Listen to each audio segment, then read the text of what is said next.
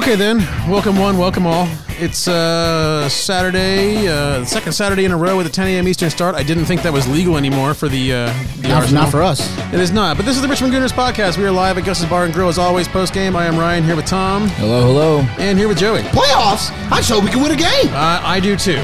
In my opinion, that sucked. That did suck. No, and Tom made the point, we all really kind of wanted to do one the last couple of weeks and then weren't able to pull it together. And now none of us really want to be sitting here, but here we are. Yeah. It's match day 31. We're getting down to it. I think that number is actually accurate, minus the one revision game that we have, or the makeup game we have to do. And away to Southampton, and they had lost. I want to say 4 straight at home. Yep. No, I don't think they lost. I think they hadn't won 4 straight at home. They haven't beaten Arsenal away since 1937. So there you go. I'm waiting for that statistic. Yeah, it's like every time by we the lose, way, since the war. Yeah, they haven't beat Arsenal when the temperature is above 72 degrees and a daytime kickoff. Yeah. When Arsenal had less than 6 injuries. Yes, but since 1897. And we all know how this game ended now that we're recording post game. But you start the day and you go, oh shit, Tottenham not only dropped points but got 0 points. Brighton did the Lord's work today, which I don't know if that makes our game last week look any less brutal. I don't think it does, but okay. And so we're starting the day in 5th, 3 points behind them with a game or 2 games in hand, counting the game that was yet to play today. And you go, all right, I feel pretty good. And you look at this schedule that's coming up, and we had to have these 3 points. Had to have them, 100%. If we wanted to finish anywhere other than Conference League. We're going up against a Chelsea team lost. that lost to Madrid by just barely. That statuesque outside the boot pass that Luka Modric had. That's what it took. We're going up against that Chelsea. Yeah, it's like okay, let's do that. So that was not what we wanted to have coming out of this weekend. Our last maybe really should have been winnable game until possibly Everton. But all right, so you look at the lineup and we know KT's out for the season. Partey pretty much done for the year now. We know that. Tomiyasu, he's Shane and I were talking about this. Like maybe he'd be ready to go, but at this point, do we bring him back? No. Like I just let him get healthy because we tried that once and stealing one from our plug. Yeah. It was the biggest mistake of the year. Yeah. Rushing him back was the biggest mistake we made. It was because that obviously the other injuries are what they are, but and Tavares acquitted himself okay today, but. Yeah. But I thought he played well actually. Yeah, till he was yanked. But he's still not Tomiyasu even when he's at his best. Yeah. So there's that. So on the flip side, the guy on the other side. Look, I told you guys at the 37th minute or whatever. It's like I already have the title of this podcast. It's Cedric, get the hell away from the ball. Yeah, Cedric Joey. Other than Cedric the Entertainer, what can we call Cedric? Cedric the I don't know. Cedric the Underwhelmer. Yeah, but Cedric the Ghost of Abue. Yeah. But at least Abue was likable. Yeah. When he showed up at the fancy dress party with that tiger outfit and he just... Yeah, it's like, all right, this dude's weird. It's cool. Abue once got subbed in and then subbed out of a game, but at least he was likable. I was a big fan. At least he was likable. But, so, he was a dancer, good dancer. I supported Tavares starting because obviously Xhaka in the back didn't work. Didn't work, can't do it, I think he acquitted himself today. He actually. did, and he did. Proved that a couple bad performances might have been a fluke. He's 12 years old. He's basically a child, and it's there are people that were like, I think today is his last chance. It's like no. Well, for this we didn't year, even maybe, buy him for now. Yeah, he's not even at our club for now. Yeah. He's not even at our club for now. He's kind of one for the future by happenstance or if you know Arsenal by standard Arsenal progression of time during the season. We have injuries and he needed to play. Yeah. Because, that's one of those things that comes up with Saliba. We're getting closer towards the end of the season to Saliba come back. 100% he comes back. You will get games. Ben White and Gabriel, one of them. Not Gabriel, but Ben White today. This week in Stuart McFarlane's Instagram feed, it's the first time I noticed that Ben White has this wrap on his knee. Oh, yeah, I saw that when he was hiking up to show us his balls. You could see that stuff on his knee and everything. I know. I was half expecting an ad to be under there. Or something. There's either an ad or you're going to see his scrot. Paddy either Power. one of those things is going to go. Paddy Power ad. So with that, Saliba will get his chances. It's a fact, especially if we wind up in the Conference League or whatever. Yeah, if we wind up in some sort of European competition, he can come back and get his chances. Or if we get banged up again next year, it's likely with because Kieran Tierney, I love him. Yeah, but dude can't stay healthy. Yeah, he's glass Joe sometimes. But if we go to a back three with Saliba, White, and Gabriel, that's a pretty strong back three. Yeah, I'd be solid. I'd be okay with that. If I've said it once, I've said it 1,000 times. You need 4 good center backs to challenge. Yeah. in this league. Teams that win titles, 100%. Yeah. I mean, you look at City, and like if like two dudes to go down, they're not freaking out. Yeah. You know, and they bring on Tyrone Mings. Right. Like our Mings three goes out, you bring on Stones. We lost maybe our three most irreplaceable guys, City, but you know, like. So they have Ake. They have Ake, Stones, Laporte, and Diaz. Yeah. Hey, listen, any one of those two would start at maybe any other team in the league. Pretty much, yeah. Maybe with the exception of like Liverpool, and only because Van Dijk has got one of those spots locked up. And it seems like Konate is kind of getting the other spot locked up. Yeah, I mean, he had a goal today in the FA game. Yeah, goal today, and he scored. He scored against City too in that draw last week, I believe, as well. And he scored in the Champions League. He's been scoring a lot lately. So Cedric Suarez. Yeah. Those free kicks. You know, and like I need video footage. Why? I need video footage of him tearing it up in training. Yeah. I need to see this. Yeah, like is that a call that Arteta's making? Like Cedric's taking has this? To be. And if so, does he have a worm? Like what possible reason could you see after last week and then after the first one today to give him another?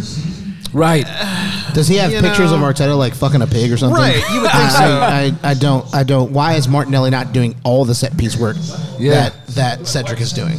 Or I Odegaard. don't understand why. Or not. Odegaard. I mean, I don't care if Odegaard's left-footed. I don't care. Like he takes 100%. I don't care what angle it is, what the approach is. I want Odegaard taking them all. Yeah. I mean, that's a good point. I guess I'm still of the school of thought that there are angles that a right footer should take and there are angles that a left footer should take. But Cedric ain't one of them. But Martinelli is on the pitch. Right. Martinelli should be doing everything set piece wise that Cedric is doing. Everything. Oh, okay. I see what you're saying. Because like for a right footer or whatever. I wasn't remembering who's right-footed. Yeah. So, or Martinelli is, or not right-footed, but right-footed and qualified to take that kick. Martinelli. Yeah. Cedric just. Yeah, and it's just, you know, you go back to the definition of insanity. I'd give it to repeating Ben White before you the same thing, expecting a different result. Like the dude just doesn't got it. And, you know, like you said, maybe he's slaying him in training. I don't give a shit. Like, you've got game footage that shows that it ain't working. Just get him off the ball. Who Cedric is to me? The opening sequence of Harlem Nights when that guy says that he doesn't like shooting dice with kids in the room. And he's like, I told you the kids would bring me bad luck. Now get the fuck out of here if I kick your ass. And if I'm hovering over the ball, if I'm Odegaard and Cedric Suarez, that's who I am. Get the fuck out of here. Yeah. Get the fuck out of here. Yeah, and like what's Arteta gonna do? Like spank him? Like no, get him out of there. You know you're on the pitch, you know what's going on. You know he ain't gonna do If I'm Gabriel, if I'm White, I fucking drag him by the shirt out of there. Like don't honestly, fucking touch the ball, bro. Yeah, and the thing is, Cedric had been playing well for the last, pretty long stretch in Tomiyasu's absence. Yeah. But today, in the first half, or for the majority of the first half, he was the worst player on the pitch. And I will say that before he was yanked, I would say maybe from like 35 or 40 minutes on, he acquitted himself well and kind of made up for the mistakes. A really good tackle to save what would have been another goal. Yeah, a sure goal. Yeah. Friends, Romans, countrymen, I've not come here to praise Suarez. No. But, well, I mean, I think A, I calls him as I sees him, and B, I think it's only fair that if we talk about how bad he is at times, we should note that we're not just bashing Suarez just for the sport of it. He was decent in Tomiyasu's absence. Today he was trash, though. Well, I don't want him on the raft. I don't want him on the raft with Guendouzi being floated over to France. No. But I definitely sure as hell don't want him. Yeah, you put him on a fucking... He's a serviceable deputy. Yeah, but you don't let him take a free kick. You just don't. No. There's no reason for it. And how bad are you that you get subbed? And I made this joke while we were watching the game. Yeah. Tavares is looking at him like, ha ha. Yeah, get your ass on the bench. It's like, everyone thought this was going to be me, but now your ass is going back out there. Yeah. Are we watching rugby right Go wash your dirty ass. Yeah, so, and the thing for me is like a team like Southampton, they were, 14th to start the day? I was waiting for the typical, there's certain people at Southampton that always score on us that have good games. Yeah, Ward-Prowse, I expected him to hammer that free kick home. That free kick, I was sure that was... When they subbed on Shane Long, I was like, here we go. Yeah. Yep. Yeah, and same. But that's the thing. Like teams like that, when you... And the timing of the goal, was it like 43rd minute, 40 seconds, something like that? It was right at the death, It was right at the death of the first half. Like, what they're going to do is come out in the second half and just sit behind the ball. And also their keeper was out of his goddamn gourd today. Yeah. Like, if we don't go into half even or up, we were not going to get any points out of this game because they were just going to sit back and deny us the rest of the game. Fraser Forster has not even... thought about playing as well as he did today in his entire career. Yeah. Something about playing us, a keeper has the best game of their entire fucking career against us. He's not even been close to that good. Here's Gordon Banks. Yeah. Also he's 19 feet tall, so that helps with some of the saves that he made. But he had a couple saves that were just otherworldly today, and I was like, well, yep, that's kind of. I think it was Spencer par Haywood. For the course. Somebody talked about taking a shot against Wilt Chamberlain. Said it was trying to shoot a ball up against a fan. and shooting today was like he's like this enormous fan just standing there. Like if you fire it hard enough, you might slip one past him. Yeah. Well, let's talk about that Saka shot. You know, it was a great save. I was kind of arguing with it was a great about reaction, but also like he hit it exactly in the center of the goal. Yeah, right. He's good enough to tuck that away. Right. Not even perfectly in the corner, but off center. And that's where I'm coming from. Like, because as Forster Saka, is huge. Yeah, you have to realize this dude's taking up all the space in the middle. You know, do you go for the corner or do you try to hammer up? I am a Thierry Henry acolyte. Yeah. Thierry Henry passes side it netting, into the corner. Into the side netting, Inside of your boot, you pass it there. Open your body up. Yeah. It is. So, obviously these things happen very, very quickly. Right. You don't realize, but you've got to. Here's what I was saying to Dave. Thierry Henry didn't struggle with that. Right. Olivier Giroud, Bergkamp, Van Persie, they put those away. These are standard opportunities. Yeah, Alexis even. Oh, yeah. You know?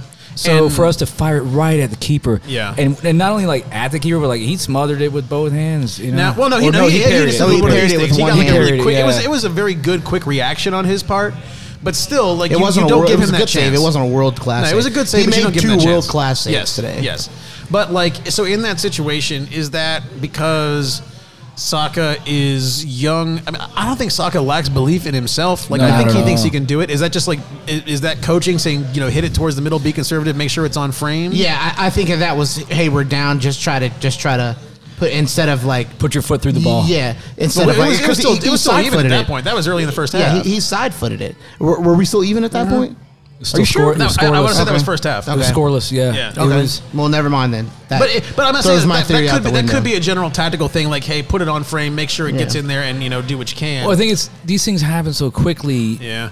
He is still at that age where, out of pure reaction, he's just going to put it on target, and it probably works out in training.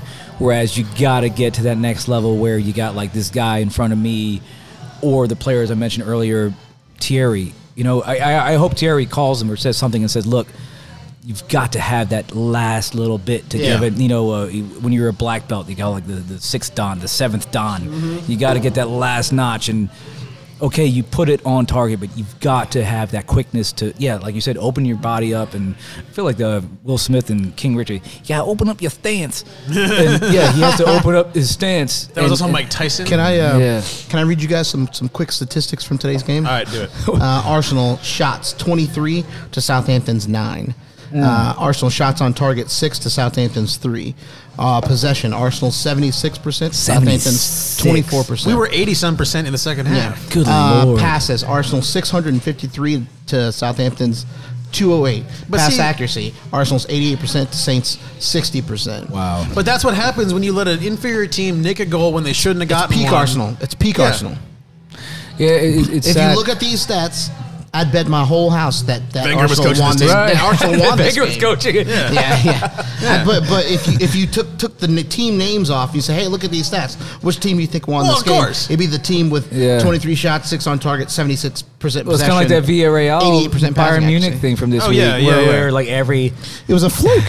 And it's also it's like, should we have let Emery go? Yeah, he was fucking trash at Arsenal. And Villarreal is his level. That is his level. And journalists come up with these massive flow charts like, how can we turn this result in a way to beat on Arsenal? Yeah. And it was almost Didn't similar. have less shots on target and still beat Villarreal him? had 2 shots on target over both legs. Over both legs. They both went in. Yeah. Yeah, and good for them, but that's not sustainable. To quote Sidney Dean in White Men Can't Jump, sometimes the sun shines on a dog's ass. Yeah, and 100%. And like Emery has proven that he is a cup manager with a mid-level team that can overachieve. Good and good on him, and good for Villarreal for doing that. Failed at Spartak or wherever he was. Yeah. They drummed him out at PSG. Yeah, and he lasted, 7 months here?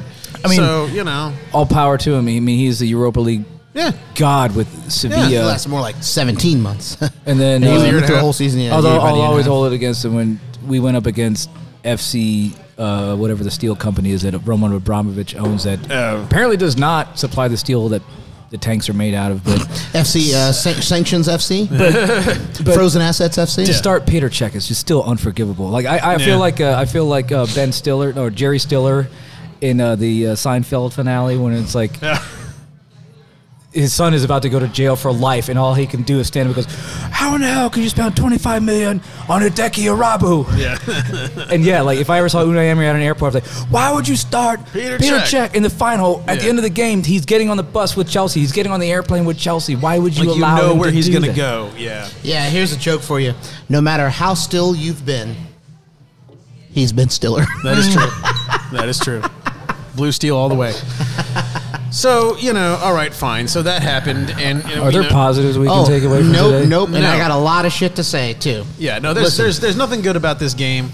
Well, I shouldn't say that. Tavares looking like he's not scared. Yes, Tavares is a positive. I think we're all lasered in on him. I was pretty sure I was going to bet today. If I were a betting man, I was like, he's going to have a good game. I think he's got that in him. He played well. He got forward. He had a shot that went over. I thought when he was yanked, he shouldn't have been. I was surprised. Yeah. I think I continue to be kind of vexed. What does Five Dogs say? I'm vexed, fuming. I've had it up to here. His substitution. I'm terribly vexed. I'm fuming. I've had it up to here. Some of these substitutions. So to see Tavares go out, I thought he's playing well. Reward him. Yeah. Let him build his confidence. I mean, they want to bring in all attackers and just go for it, but Tavares can come forward too. Yeah. So what I want to know, it kind of like last week, he can hit it from distance too. But like last week, Lacazette staying on when he had no business being on there. This week, Nketiah staying on. He really had done nothing all game. Nketiah looked like he looked like when people drag their kids to church, and like their shirt is half untucked and tie is crooked, and they didn't even shower. Their hair is still his hair was fucked up. Like, well, I got to be here. Eddie's hair was fucked up today. Like he looked like that kid. He's like all he can sit there and think about is like, where am I playing next year? Or I think Eddie, I'm like, he's in the middle of a video game, or like he looked like someone that just could not care less. And the thing is, the last 2 weeks. In our 2 losses to Crystal Palace and Brighton, he's come on towards the end of the game and played 10, 15 minutes and looked really good. Yeah. So he played himself into the start today. Almost scored. He did all that work to play himself into the start today, and it was completely fucking invisible today. Yeah. It's so maddening. Yeah. And I'm like, this is why he needs to go. Yeah. Well, but also like I was talking to Shane and Dustin about this. He's a poacher. That's what he is. But God, that. When he rattled the woodwork against Palace. Yeah. Yep. Yeah. That would have been like, if he'd scored that would have been goal of the year. That would have been a worldie. Yeah. That would have been like Palace going, all right. And that was from outside the box. It wasn't a poacher's goal. He would have created the shot for himself. But I mean, okay, but that's the exception that proves the rule. Like, that is not his normal MO. And 100%, yeah. Heading it he's wide. He's got it in his locker. Heading it wide from 4 feet away. That's his MO. Yeah, so, it's just, and like, I mean, he needs to just take his ass on somewhere, dude. He needs to take his ass on somewhere. Yeah, and that's all. Like, you know what I mean? Because we were talking about this during the game, and it's just like, I wonder if it's partially like, I don't think Pepe as an up top striker is a solution. I don't know. But like I think Arteta has. Is that where he played today? No. I'm just saying, like, what do you do instead of Nketiah? Because obviously Laka has COVID. And Pepe's the only guy left. But like, why don't we move it around and have 2 up front and have Pepe and Martinelli as a 2-man front line? The solution would have been to bring in signings, to make signings in January. Well, okay, yes, let's get to that. That would have been the solution. Because I got a lot to fucking say about that right now. No one can't nobody tell me shit right now. Like, because you cannot tell me with given our current predicament that bringing in nobody, not even loans in January was the right move. Yes, I'm all for taking risks. I take risks in my personal life all the time. I take risks professionally with my money. Wings earlier today. All the time. I did not. Lisa had wings. The smoked ones with the habanero sauce, which is a risk in and of itself. When you come to Gus's. Experience the Ring of Fire later on. Yes, it is. But I'm all for taking risks, but I thought it was a stupid and unnecessary risk in January not to bring in anyone. Of the tens of thousands of footballers that are in the world, I could think of 100 that we perhaps could have gotten to help us out. Wijnaldum on loan till the end of the season. Send him back to PSG. Someone that can score more than 0 goals. Yes. More than 0 goals. And also that's healthy. That is a standard right now. Wijnaldum right now is better than Lukonga. Okay, Lukonga. I love Lukonga, and I think he's one for the future. But Wijnaldum right now is 31, 32 years old. He's the finished article. He's got bags of Premier League experience. He's a Premier League winner. Yeah. He's a Champions League winner. He's got the requisite experience. Bring him in on a loan. He was by all accounts, he was keen to come and help us out. Why not bring in a loan like that or a striker on loan? I was telling somebody outside, I'd kill for Chris Wood right now. Or Shane Long right now, because anyone I can think of is better than Eddie. Anyone that I can think of, and I said it so many times. If in January for 5 months of the season, having Lacazette and Nketiah as our only senior strikers, that ain't it, Chief. What's that big ass man bun having fucker that scored against us for Liverpool? Andy Carroll. Andy Carroll. Would you take Andy Carroll? Sure. Let's turn this. He's better than Nketiah. He scores more than 0 goals. The Richmond Gooners podcast. Would you take this? There used to be a website. My fucking dead grandmother's better than Nketiah right now. There used to be a website called howmanywoulditTake.com, and people would put up pictures of like how many beers would it take for you to hit that. So we should Richmond Gooners. Yeah. How many would it take for you to sign Andy Carroll? Anyone listening, add us on Twitter and say, would you sign this striker right now? I'd re-sign Nicholas Bentner right now. He's better than Nketiah. I'd re-sign Park Chu-young. I'd re-sign Lucas Perez. I'd re-sign. There's so many people I can think of. I would sign Park Chu-young. I'd take Parker Posey. I'd take Peter Parker. Peter Parker. I'd take Central Park in New York City. So I'd take Central Perk from Friends. Yeah. Here's my take on how that all went down. What is Zlatan Joey doing Tribbiani right would be a better striker. Zlatan is contemplating his future while he is injured. So his contract is up and he's hurt. To Joey's point, I know the club, and this is kind of cascaded down from a lot of journalists, that every player we're signing is someone that is supposed to just mature in 2 years, whatever. It's all for the future. However, here we are. Needed help. Yeah. Here we are. Help now. And here's my take on that. We needed help now. Okay, I understand. This is fucking, what is the port city in Ukraine? That's who we are right now. We're Mariupol. Is that where we are? We are Mariupol FC. Is that where we're going? Yeah. All right. Your outfit is bombed out and depleted. What can be said about your suit that hasn't been said about Afghanistan? We're about to be playing fucking FC Wacker Tyrol and fucking. Yeah. But okay, so here's what I can't start a striker today because they forced me in. So I got to go drive. My striker. I can't. We can't. We're going to be playing against teams whose striker is he's part of a union. And they forced him in. He's an electrician. He can't play. Fucking, he had to go to his other job and bag fucking groceries today. That's why. If we don't finish this trench today, the whole contract falls apart. So I got to go. But his cousin can play. Yeah. So his cousin, don't worry about it. You got it. Same last name. You can wear my jersey. It's fine. Fucking shin pads or cut out pieces of cardboard. He's got like 18 umlauts. His last name is a password. But yeah, so his last name is the fucking password that Chrome suggests you as an ultra strong password that no one can ever remember. Site. Yeah. And Cedric Suarez will let him score. Yeah, exactly. But so I understand that the club mentality is we're not going to be held hostage by January fees. We don't have the money to spend like these Emirati FC teams do. And Wenger would be so proud. He's sitting there right now like, oh, the bottom line is very strong right now. It is very strong. We are making the money. Yeah, I don't know why Wenger's we aren't being Russian. We have to finish in European spots. Well, here's the thing. So we have to. We should sell out in order to do that. Well, because we're going to be mired in mediocrity forever. What's Nicholas Anelka doing right now? Yeah, seriously, dude. But like, here's Drogba. He's bald now, but fuck it. Would you sign Emmanuel Adebayor right now? Oh, that's a tough one. Would you have probably? He's better than Eddie.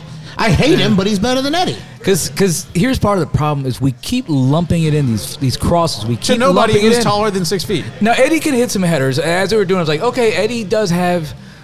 He has an amazing ability to hit it not in the goal from 2 yards well, there's out. that. Only Welbeck is a worse finisher than Eddie. Who are the worst finishers? Welbeck is a better finisher than Eddie. Oh, yeah. I mean, obviously the legendary finish against United at United. Yeah. The legendary finish against Leicester to do the double over them the year they won. I was sure we had won the league when he scored that goal. He'd been injured for like 6 months. That was his first game back. Yeah. Like I was sure we'd won the league. Yeah, I was sure. But here's the thing. So, all right, I understand you saying, look, we're not going to overpay now. We don't have the money to overpay. We're going to get the guys we want in the summer, or we're going to get nobody. Yes, I muted myself, so I belched. Hey, look, it's Keira Knightley from Bend It Like Beckham. I take Keira Knightley over Eddie right now. That is actually Jack Grealish. Keira Knightley is better than Eddie right now. Okay. I take Keira Knightley. Well, yeah, all daily and all nightly. But anyway, I take Santiago Munez. If anybody understands that reference. I take Gavin Harris, even though he's shite. The goal movies. Yeah, the goal I take movies. Gavin Harris, even though he's shite. I take what's the guy? So TJ Warren, the guy that Nick Cannon played. What is his name? TJ something or other. What's the really eager guy, the striker on the Ted Lasso shows? I haven't watched it. I haven't the seen guy that Ted says Lasso. football is life or whatever. I haven't watched it. I don't know, but yeah. Ted Again, Lasso comes on Apple TV, and my house is a very, very Samsung Android household. So. I mean, you can bootleg that. Yeah, maybe I'll torrent it. You know what? I got a flight coming up. I'll bootleg it to watch it on the plane. That's what I'll do. There you go. Yeah. But anyway, so yeah, Players you would rather see at striker than Eddie Nketiah. let's not go down that rabbit hole just yet because for the last 15 minutes I've been trying to make a point. Sorry. Anyway, Don't fucking make it then. well, if y'all would shut the fuck up, I would. So here's what I'm Don't take thinking. cheers either. Yeah. Okay. So again, I want to be held hostage by high transfer fees. We don't have that money. We need to save the money to sign the guys we absolutely need to have. I'm talking really fast so you don't talk Well, over me. don't make it like an auctioneer either. Okay. Yeah, you're like Elliot from Arsenal Vision. Okay. So here's the thing. That is all well and good if everybody who you have signed for the future is on board with that and okay with not making European football for a couple of years, because that's what you're going to end up with. You know, we can't have the Martinellis and the Sakas and the Smith Rowes and all those being tired of languishing playing against Scrabble FC on Thursdays, Right. you know, because we couldn't sign a dude in January. Now, if that's all been worked out and everyone understands, look, this is a 2-3 year plan and we're going to get there, then I can, as a fan, have the patience to be like, you know what, I want to see this play out. But if they're like, look, we need to win or we're not going to re-sign, then you've royally fucked yourself. Yeah, I agree with that, and I can have patience as a fan too in that circumstance. But I'm gonna die one day.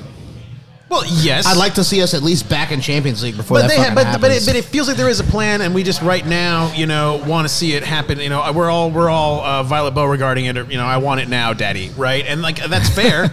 But also, like, I'm only doing that because that's Veruca Salt. Whatever. Veruca Salt, Yeah, Veruca Salt. Yeah. I've only got 8 parrots and 2. Yeah, I want a squirrel, and not I any want it squirrel. now. A trained squirrel. I want a squirrel. A squirrel. I think I want it now because the chance is there now. Right. Like next year, I'm not sure we get the opportunities that we have this year. So because and we knew that we'd have the opportunity around January and around Christmas because we were there or thereabouts. But see, I think it was one of these things that like.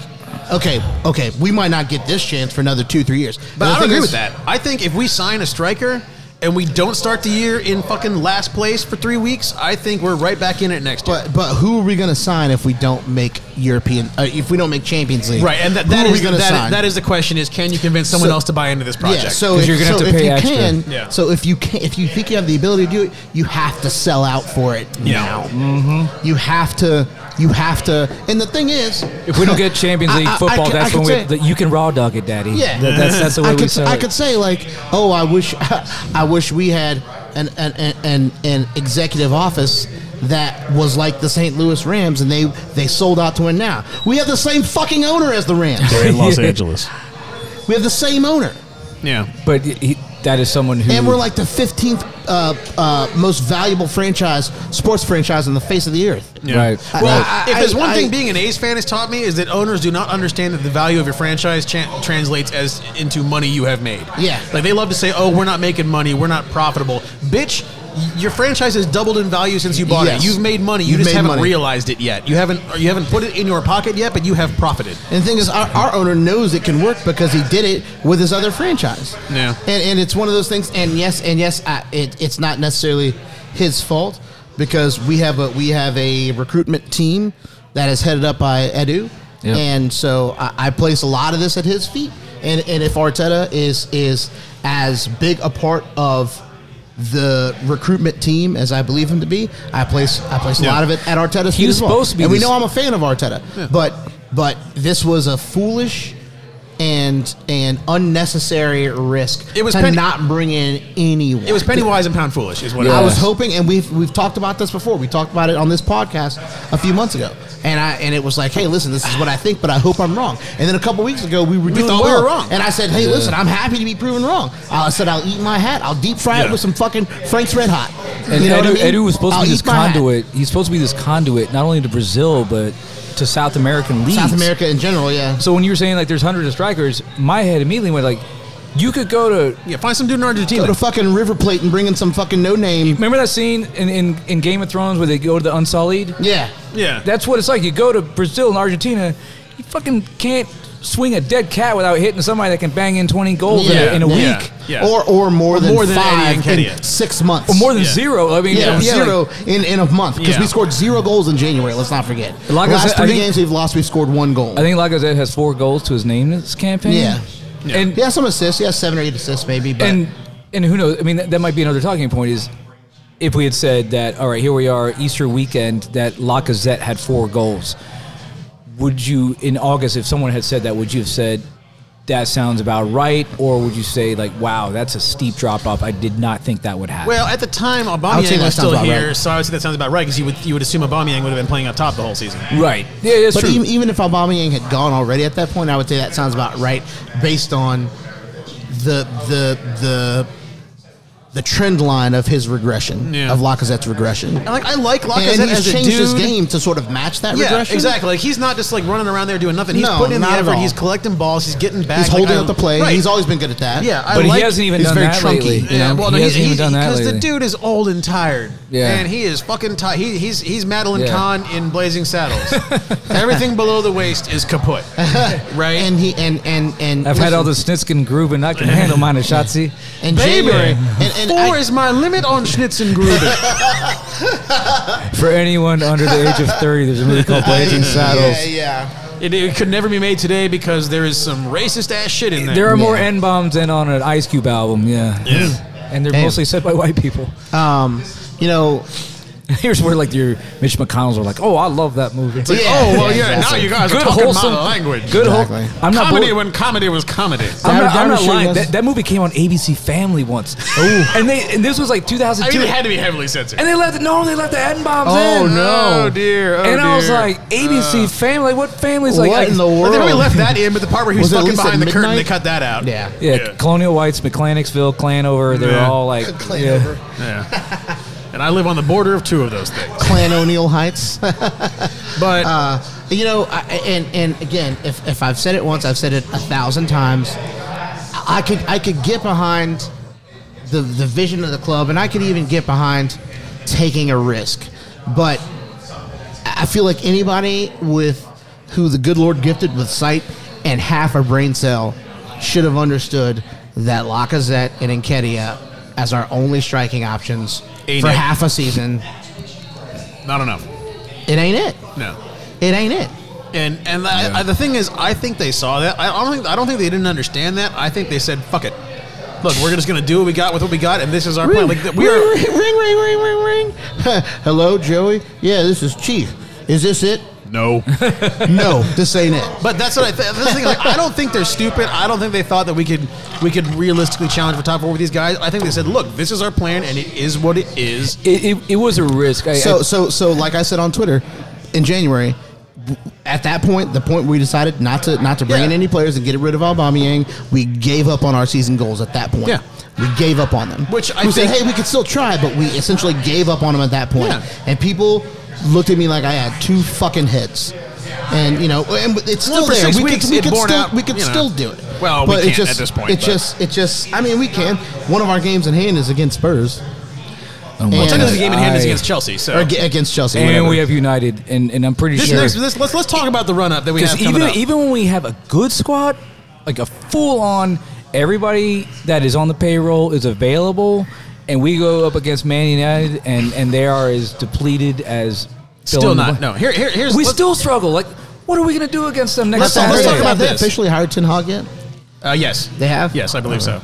And you know, did he manage the game today? No, he's hired for next season. He's gonna come in. And he actually said, I read a quote. I don't know if it's, who knows if it's true or not, but apparently he said that when I take over, he's not part of the plans. Ronaldo's going. Rangnick? Or no, Ronaldo. That guy. We're pointing at the. For those not watching on News Channel 8, there's a picture of Ronaldo over our heads here. I always love on Twitter, like one of those generic feeds, like Football 365 or something. They always go, "Is there anything Cristiano Ronaldo cannot do?" And I start typing it, and I get beat by 30 seconds. Somebody goes, "Yeah, enter the United States without getting arrested for sexual assault." Yeah. It's like, oh, he beat me to it. Like, damn. Or he can't do. Is there anything that he can't do? Yes, beat Father Time, because Father Time catches up with us all. Or win the Champions League with Juventus. There is that. So let's talk about. Let's just look now at what's coming next. 4 days from today, Chelsea. Then we got 3 days after that, United. Then we've got West 8 Ham. days after that, West Ham. God and then we damn. got 7 days after that, Leeds. Now Leeds is winnable, but then we got 4 days after that, Tottenham. We got a lot of fucking games coming up in the next 3 weeks, and nobody to rotate. Maybe a little bit fixture congestion. Maybe a little bit fixture congestion, and so Maybe a little bit. This ain't it, Chief. No, we got Nketiah. Realistically, I see 1 point. We might draw Leeds. When they showed us the bench today, the front row of the bench, I didn't know who any of them were. Yeah, they're kids. Kids. I would have to look at George Bird's Twitter feed to know who they are. I'm sure somebody's got a hyphenated name and a jersey number higher than my IQ. Yeah. But I didn't know who the hell they were. So 7. But yeah, well, that is who is? Oh, Saka's our son. Saka. I'm kidding. But yeah, so I mean, like that's like and like 12, the thing 9, is, like 12. we didn't know in January that this was going to happen because those games hadn't been postponed yet. But you have to. The fixtures were still there; they were just in different places. I don't want to sound like a hack right now, but plan for fucking injuries, dude. Like when you fail to plan, you plan to fail. Yeah. And the point rings true, but it still sounds because like to Joey's point, like say we had bought some guy from Serie A that we don't know who the fuck he is. So what? At least you made an effort. Yeah. And rather than like if I'm Arteta, Chris Rock made a great point once. He's like, sometimes your wife looks at you with a blank stare, and you know what she's saying? That like she knows she could have done better. And I think Arteta looks down at the bench, and he's just like, these motherfuckers could not score in a Sunday league. Like, who am I putting in? They couldn't score at a prison with a fistful of pardons. Right. A women's prison with a fistful of pardons. Like, I would be on the phone, just like, Edu, you can't find me somebody from the Brazilian league, from the like fucking Primera, somebody. Liga Mex, some guy with more ads on him than a NASCAR driver. You can't find me somebody that can score a standard tap-in goal. Yeah. Saka because Eddie Nketiah today, if it was raining pussy, he'd catch one with a big old dick in it. No, I mean, I'm not going to bag on Saka. Like that goal, that he should have tapped it in, but like Saka is clearly one of our guys. I feel like Krusty the forward. Clown. I'm writing that. But yeah, I mean, that shit was maddening after he played so well. Yeah. Please name the episode. And maybe you go like buy a guy and it doesn't work out, like you say. Well, all right, we tried. At least you tried. At least you tried. Get rid of him. Yeah. Or if he works out, you could say, "Hey, we'd like to buy him now." Yeah, it's like, come on. I mean, there's no way that we remember that guy Michu. Yeah, Michu from Swansea. He scored against us every time he fucking played us while he was at Swansea. Like remember Bafétimbi Gomis did the bear celebration every time he scored. With today on the Richmond Gooners podcast, let's remember some dudes. let's remember some fucking dudes. Because that's the best thing we can do today. Well, it goes back to who is better than Eddie Nketiah. Yeah, a lot of people. Lord Bettner and his driving record is better than Eddie Nketiah. I'd have taken Liverpool Benteke over. So one of the things I was thinking of. Ricky Lambert. Oh my God, Paul McGrath. I take Craig Bellamy right now. Ooh, Craig Bellamy. He's like 48, and I'd fucking take him over Eddie right now.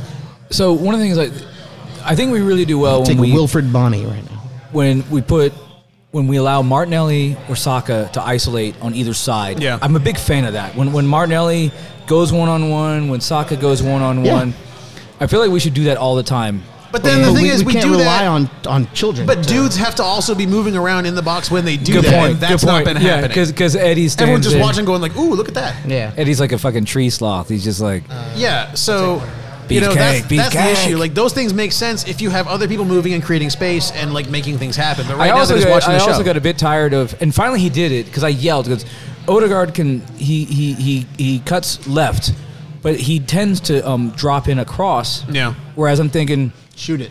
Yes. Shoot the ball. Because like Avery Johnson. I told my friend David Robinson, I said big 5-0. Shoot the ball. Because when Odegaard, like, if he's crossing Shout it out to Coach Avery. and you're on Norway and you got Holland or somebody, or it's going to work out. But this is Arsenal. When you get out there, I need you to do a screamer like you did against Palace. To do a screamer instead of crossing it to 5'9" guys. Yeah. And he did finally. He hit one, and it was about like it was it was a foot wide. But it was the right idea. But like it made me go ooh and jump out of my chair a little bit. And I want him to be greedier sometimes. Yeah. Because you want somebody to be like Kevin De Bruyne, a total threat. Where if you're marking him, you go, I don't know if he's going to pass or he's going to shoot. Right. And that's whereas Odegaard, you know he's going to pass most of the time. He's going to pass, and you want somebody to be dangerous and unpredictable. Yeah, and maybe he'll get there. I mean, he's also young. He's like 23, so okay, fine. And he was the captain today. I mean, we've kind of been back and forth over him or Tierney, and at this point, if Tierney can't stay healthy, I think Odegaard does make the most sense. It's a good point. Forward. Yeah, I mean, if Tierney's going to be Glass Joe with those knees, then Odegaard's got to be the captain, and he'll get there. In fact, it might another conversation because I did see. I think it was Chris Wheatley. I think this week said that. What he's been told is Arteta says that he might be the next captain. Which I was thinking of like who we're going to buy because apparently we are in the market for a fullback, which I would love because we need one more. I mean, we need. Do we have a fullback that can do better than hitting the side netting off of a corner kick? Yeah. Jesus. I mean, Christ. center back we have depth on the field and on loan, so like there we're pretty much set. We also have Mavropanos on loan. Right, that's what I mean. Between Mavropanos and Saliba and the guys that are playing now, I think are pretty much good at center back. I mean, fullback really is, one of those positions. We have two in each spot right now. So, I don't know. I mean, it's disheartening. We need center midfield and striker. That's what we need. Yeah, I mean, that's what we've needed for a while. And we do need another fullback. We need at least one more. The goal today, who's at fault for that? Because I haven't really. I mean, I didn't obviously. I don't know who it was. It was kind of a fluky goal. It was a little bit of a fluky goal, but like the last two games, the goals that have crushed us have been unmarked dudes just standing in the 6-yard box. Right. Yeah. I don't know if that's because everyone's like, because Brighton definitely, and we haven't talked about it, but Brighton was definitely Odegaard, Smith Rowe, not understanding that you do have to do windows and track and allowing these guys. I mean, the second goal from Brighton just. Wide open and so like that, I didn't catch who wasn't because like there's a lot of dudes scrambling because like everyone was after the ball in the corner of the 6-yard box and like no one was watching the dude making the run from the center, but like you can't be caught ball watching and like playing like under sixes where they just follow the ball everywhere like someone's got to be watching the free runner. But no, I just like clonked the thing with it. And it is a shame because we were so proud of our clean sheets. Yeah, we were doing clean sheets. For a long time. We had like 5 in a row, 4 in a row, something like that. And we were eclipsing records and really establishing a standard. And I was convinced that we're like harkening back to the Arsenal I fell in love with the famous back four, where bring on your Ronaldo and fucking bring out Pele and Maradona. You're not scoring on us today. And then now we're letting absolute dildos score on us. That. Jesus, it's embarrassing because Gabriel and White are playing well. It's almost if I'm on the bus to the airport and I'm Ben White or I'm Gabriel. I mean, I'm staring daggers at Suarez. Cedric, just going. I'm covering my ground. I'm doing my best, and you continue to just fuck it up. Yeah, you would fall in a barrel of titties and come out sucking your thumb. And I think that's what it is. I think it's our wide players that are not coming back in and defending enough, that are letting dudes kind of like sneak in there and just be hanging out waiting for. Because like yes, it was a fluky goal and then it bounced around a little bit, but that dude had nobody within 3 yards of him. Yeah, it's. I was thinking about this yesterday. Thinking ahead, I think it's like next week Bayern plays Dortmund, and. Teams like Bayern can have an average day and beat Dortmund. Dortmund has to play flawlessly to beat him. Yeah. And I was thinking about that with us. I'm going, how highly do we have to be dialed in to beat Southampton? And then I was like, we have to be at a 9.5 or 10. No bullshit. Right now with the guys that we have on the pitch, yes. And what's crazy to use that old expression? This is why they don't play it on paper. It's insane. Like you look at it, like player by player, we are superior to them in almost every position, and we can't beat Southampton. Yeah, Fraser Forster about Southampton. He I know that. Not Man City, not Chelsea. We talking about Saints. Yeah. And no, Forster, he I know was I'm the franchise player. I know I'm supposed to be the role model. I know that. All right, I know that. But we talk about Southampton. We talking about Southampton. I mean, how silly is that? How silly is that? What are we talking about, man? You see me play, right? What are we talking about? You see me play against United. You see me play against Chelsea. We talking about. You see me play every game like it's my last. When the coach says I missed one practice, I mean one practice can mean one practice or it can mean 10 practices. But we talking about practice, man. Yeah. Anyway, But you're right. We are at the point where we have to be at a 9 to beat anybody. Right. It's the point where you have to tell someone like Eddie Nketiah that you can't just kind of flounder around in the final third like luxury teams allow their strikers to do. Yeah. It's like you got to come back here and hoof it out of the final third. Yeah. You have to be box to box. Yeah. If we had a little bit of quality depth, we have no fucking depth right now. No, because everyone's hurt. Everyone's hurt. And we have no depth. We didn't have depth in January when everyone's healthy. We didn't have adequate depth. Yeah. Yeah, and that's just it. It's just like, you can't look at the remaining 4 months of a season and go, everyone's going to play every remaining game. Like, someone is going to go down. I hate to harp on it. Yeah. No, I mean, it is. Should have bought somebody in January. But the January fucking transfer window. No, it is. January Jones. What the fuck? It feels like I'm the only one that's saying, and everyone else is a crazy person. That's what it felt like in January to me. Yeah, and so, well, in fairness, we did not everyone else, but I felt like I think we did try with it. I think we did. We were in on Vlahovic, sort of, but Vlasic pickles. Yeah, but like, we were never going to come as much as we drove up the price for everyone else. He was never going to. He was never going to come to us, and we should have realized that. Yeah, it is. He used us to get a better deal at Juventus. Serie A players tend to want to stay in Serie A, specifically guys from Balkan countries love to stay there. And fucking fair play to him. You can't. What did Bonnie Raitt saying? I can't make you love me. Mm-hmm. Like, you can't. Like if they don't want to come, then he's not going to come. No, exactly. And if they don't want to join Arsenal. Whereas on the flip side, there's this dude at Napoli. How do you Vasimhen, something like that? Vasimhen? No, Osimhen. Osimhen? Yeah. I've not seen him play. I know like the entire world is really like getting their skirts up over their apparently head. They want 9 figures for him. 9 figures? Yeah, 100 million. Well, we're out for that. I could buy a space shuttle for that. If we're in for 9 figures, go get Erling Haaland then. Yeah. Okay, cool. Although, well, I should put it this way. They want 100 million exactly for Osimhen. Yeah. $100 Haaland might be worth twice that. Although Haaland, I know. But in his release clause, like 90-something million, or for Haaland? Yeah. Oh, it's like super low, right? It's not going to come down to the release clause. Okay. I mean, it's where he wants to go. But isn't he also like an oft-injured player? Because I read something this week about how he's taking injections in his ankle to kind of limp across the finish line. And I don't know, but I don't care. I would take it. Worth it. I mean, if I had a massive bankroll. Penis. Damn it. That was too slow. I wouldn't be with you, motherfuckers. If someone told you, listen, you could be married to Scarlett Johansson, but 1 month out of the year, every year, she can't have sex with you.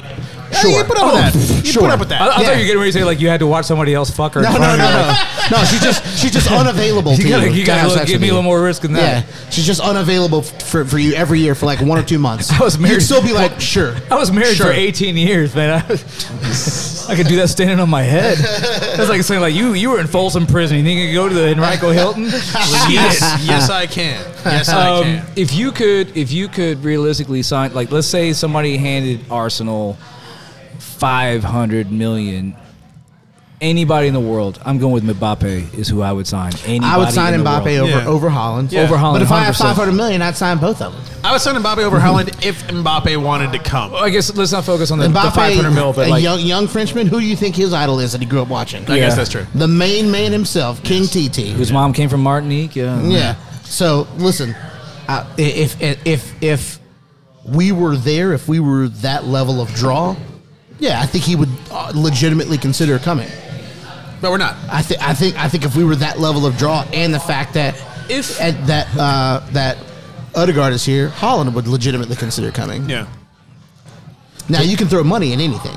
Well, and Haaland has said it's not about the money. Yeah. So my second favorite Earth, Wind & Fire song is called Fantasy. If there were a fantasy, let's say we did sign Mbappe. Mm-hmm.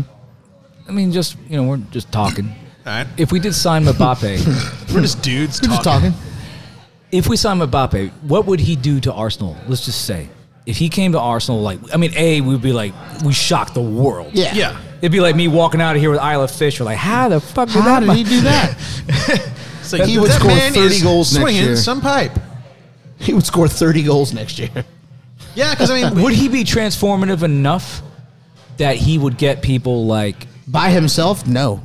There's no one player that we could sign in all of world football that would be transformative enough to by himself. What is our especially not Messi and Ronaldo because of their age. What is our ceiling? If we sign someone like Mbappe, a transformative player, what is our ceiling? If we sign just him, yeah, third.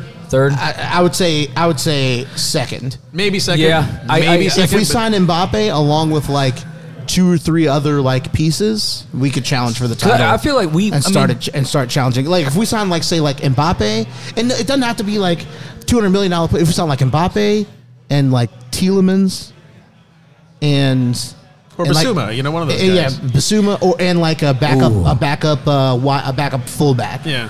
Like it could be. Then we could challenge for the league. Yes. Basuma was challenge for the league. Basuma was top player today. Yeah. He was good against us last week too. Yeah.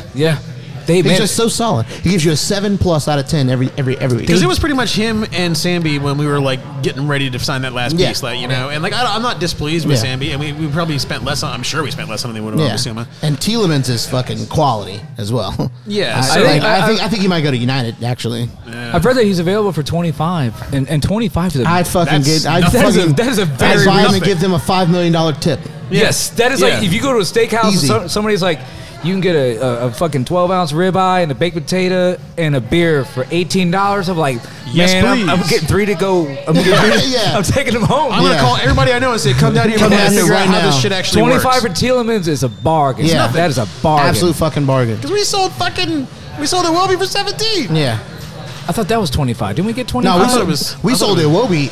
That deal could have risen to $40 million with like options. We sold him for like 30 something. Was it 30 something? Yeah, that was highway robbery from us. Well, then we sold Ox for 40. These were excellent deals. Yeah, so then Ox there's no played fucking like way. 7.5 games since he's been at Liverpool.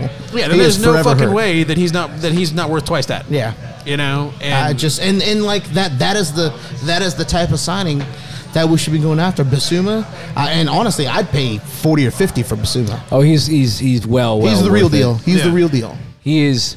Because if I'm not mistaken, I want to say last summer his Instagram stories he had Arsenal shirts in his hotel room and shit. Yes, like he was like full on. Yeah. He was like repping it, like and a ready cat, to go. like a cat, and he was spreading the cheeks. And He's like, come on and get me. I'm ready. So I read an article saying that the highway is all toll roads are open. Yeah, I read an article saying that we were still like trying to sign Madison, and I'm like, at this point it's redundant, especially since we have 2 or 3 players that can play. Right. It's like, are we gonna be linked with Jorginho again? Then is that how this is going? Yeah. Well, Jorginho did have a great year.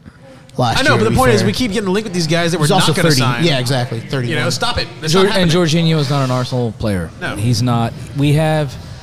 There are certain players that are good, and there are certain players that would be good with us. With us, yeah. And because Jorginho led his international team, captain his international team to European glory, to not making it to the World Cup. To captain what?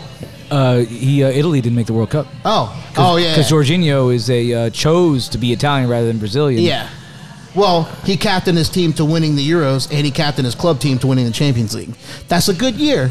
Oh yeah, that's a good year. But he's not going to. And he was lights out all year. No, I'm not saying he's bad. And then he decided to stop playing. But also we're linked with him. I'm just saying. I also like when he changed his name to Clay.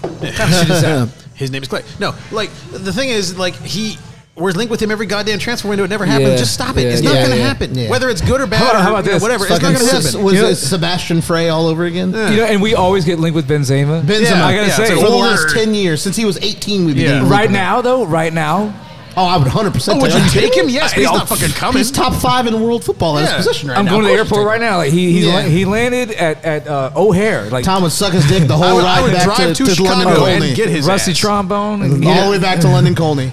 Yeah, from the airport. Whatever you need, I will pick you up from I'll pick you up from Paris and like get on a train with you, and you can sit on my seat. I'll stand. # players better than Nketiah. Yeah. I'd say that he qualifies. Benzema, I'd take Zidane right now at his age.